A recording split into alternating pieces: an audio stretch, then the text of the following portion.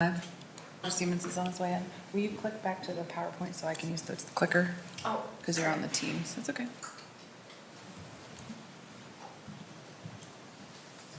Sometimes you get the clicker to work. Well, you slide in last minute. No. Just has to be like. Better PowerPoint has to be there. late than never. All right, we're all set then. Okay, I call the meeting to order. If you would call the roll, please. Mr. Fike, Here. Mr. Delahunt, Mr. Matthews, Here, Dr. Siemens, Here. Mr. Peugeot. Here. We have a quorum. We have the minutes from the November 18th meeting. Everybody should have a chance to read them. Yeah. And we have a motion to approve. motion. Second. We have a motion and a second. Any questions? Hearing none, all those in favor say aye. Aye. Opposed? Okay, this is an adjudication meeting, so all you people out in the audience there, if you want to speak, you're going to need to be sworn in. So if you'd repeat after me, I swear to tell the truth, the whole truth, nothing but the truth. Yes. You were sworn in. Yeah. Okay, we have two items on the agenda. The first is for, get the correct address here. It's for 2160 Decatur Street. It's a use variance to allow residential use on the first floor of a residential home in a downtown business district. We have the staff's comments. Is there additional you'd like to present? Through the chair, would you like me to present the facts of the case or? Please. Okay.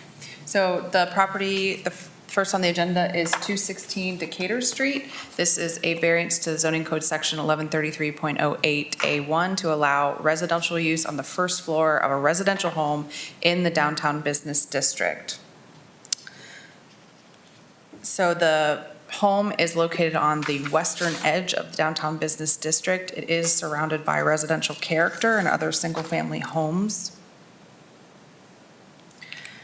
It's zoned downtown business district, which permits single, two, and multifamily residential uses above the first floor. And it also permits stores and services permitted in general business, public uses, governmental, civic, educational, religious, welfare, recreational, and transportation.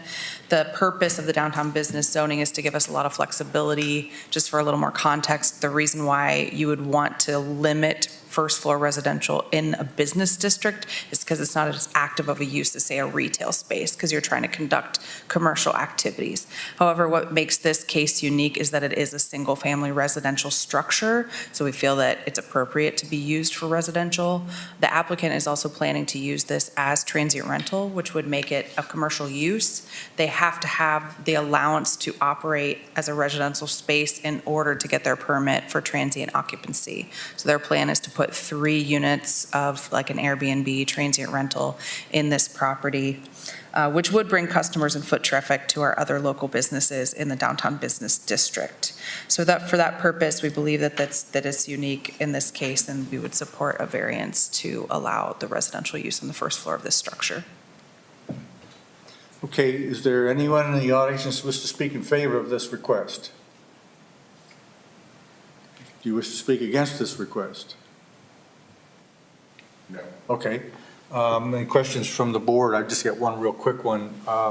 Is there adequate parking? I know in a downtown business district, they're not required to have parking, but, I hate seeing a residential unit that we add a use to, potentially more people, and there's no parking. The unit does have a driveway, so that would accommodate a couple vehicles, and there's quite a bit of street parking at that location. So from the outset, that doesn't concern me. We don't have a specific parking requirement for Airbnb permits, but they do have to supply a parking plan when they would get permitted to operate as a transient rental here. So they would have to show us what their parking plan is. Okay, can we require, I mean, they're talking about 3 units here. Can we require 3 off-street parking places as part of our approval? That's a great question for Brendan.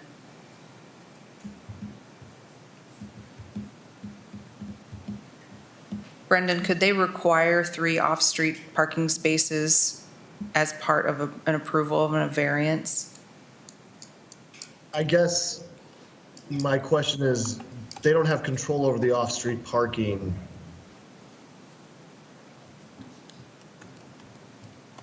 So, I mean, are you saying that the variance could only be granted if 3 off-street parking spaces exist there? Either they exist or they provide, I mean, they've got a driveway, there's room in the back. Oh, I'm sorry, I misunderstood. I didn't hear off-street, sorry. I misunderstood this, that you were saying off-street parking. Yes. Yeah, I mean, you can condition this variance on, additional requirements. I don't think there's a problem with it, having it be parking. Okay. I would add one more comment, if I may. From a Please. planning perspective, there's not a ton of parking demand on the west side of downtown at this time, so I'm not overly concerned with there being 3, if there's 2. But I would defer to the commission on your thoughts. Okay. Well, I know the fire department provides all their own. Erie County's on the corner, they provide all their own, all off-street. The gas station on the corner provides all their own off-street. I just, it's a tight neighborhood anyway. I just hate to see adding 3 more cars on the street.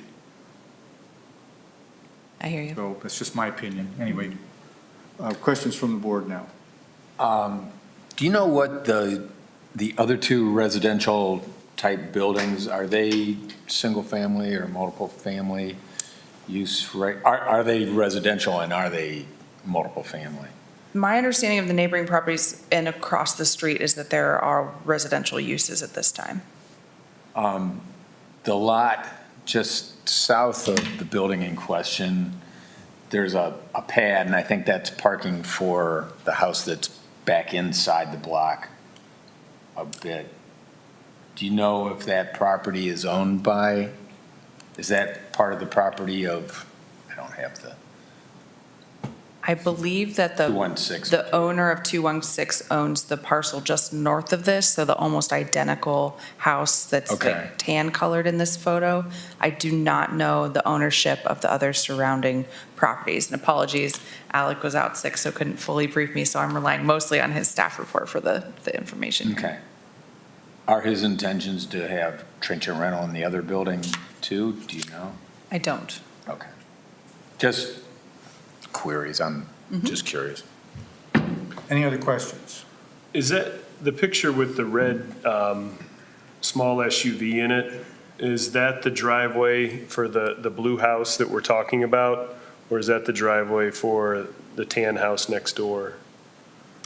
In the parcel lines, it shows that is included in the driveway for the blue house. Okay. That's all. If there's no other questions, a motion is in order.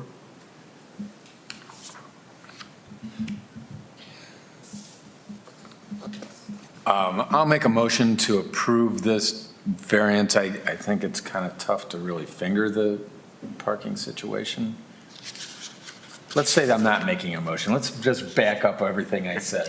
I think it's kind of tough with what's here to require it, but if that property south of that is owned by the person who owns 216, then it would be easier to require street parking. Well, he owns the 2 that are visible there, not the Right, but he house- doesn't know, not we the don't know house that's who way in owns the back. property south of. It south of his appears as building. if you went down that driveway, you could put 3 parking places in the rear. In the rear.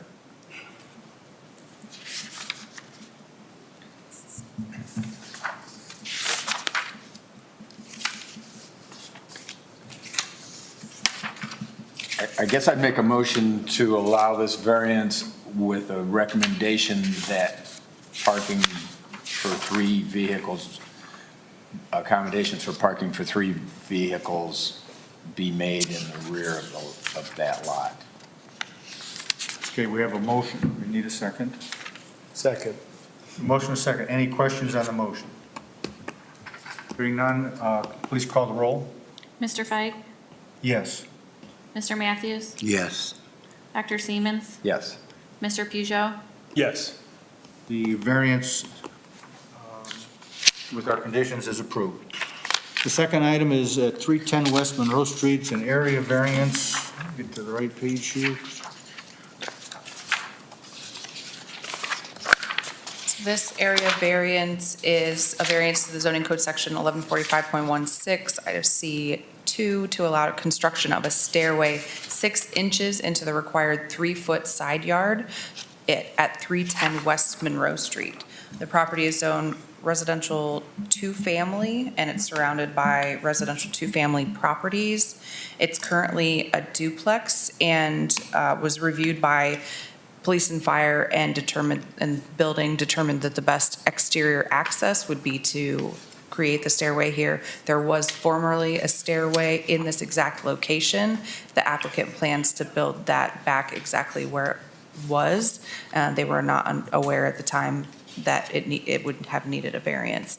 So again, it would be a 6-inch variance in order to construct the stairway to give access to the second floor apartment in a 2-family structure. Okay, is there anything additional? You can't talk. We believe that it's unique in this case because of the parcel dimensions. You know, we have a lot of historic parcels in the city, which is why the variance process exists in a lot of cases. The structure is built very closely to that edge of the parcel. To our understanding is that the neighboring property owner is not concerned with a variance in this case, so we would recommend approval of the variance. Okay. Is there anyone in the audience wish to speak against or for this request? I'm just the contractor that is going to do the steps. Okay. And I did get the permit and pay for the permit, and Scott Tom came out and looked at it, and that's why we're here now, because it was the setback law that's going on. But there is an existing landing that is there, so we're just doing steps off of the landing. They just took it out. The previous owner took the steps out to prevent people from going up and hanging out, and it wasn't livable conditions, so that's why the previous owner took the steps out. Would you come up here and give us your name and Sure. residence, please, for the record? My name is Curtis Lofties. I am the owner of Closs Handyman Services and General Contracting. Address? My home address is 613 Main Street. Okay, great, thank you. Is there anything else that you wish to add? No. Okay. Seeing no one else is here, my only question is, having been by there, it would appear as if we're correct that we only need a 6-inch variance into the setback, that the neighbor's driveway is maybe over the property line? Yes. If you look at according to the auditor's map, if you look at it, the neighboring driveway, the property line of 310 is in the middle of that driveway.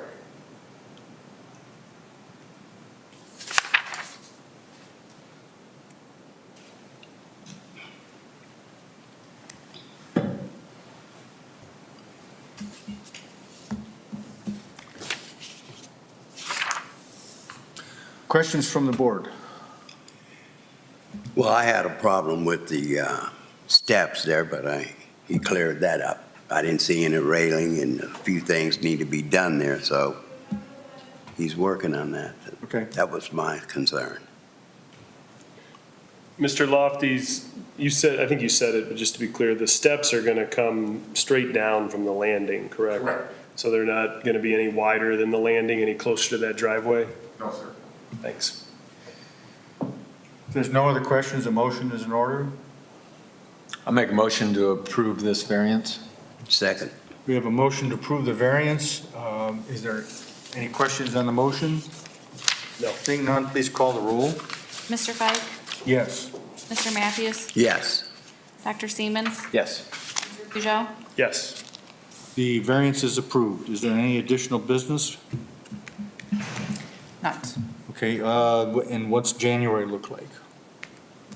We getting a month off, or? Do you know if there's any applications? I don't know at this time. I didn't anticipate that question. Apologies.